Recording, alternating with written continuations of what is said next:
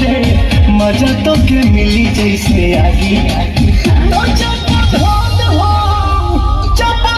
हो सरदिया लागी मजा मिले तो हरदिया लागी चप धोन हो सरदिया लागी।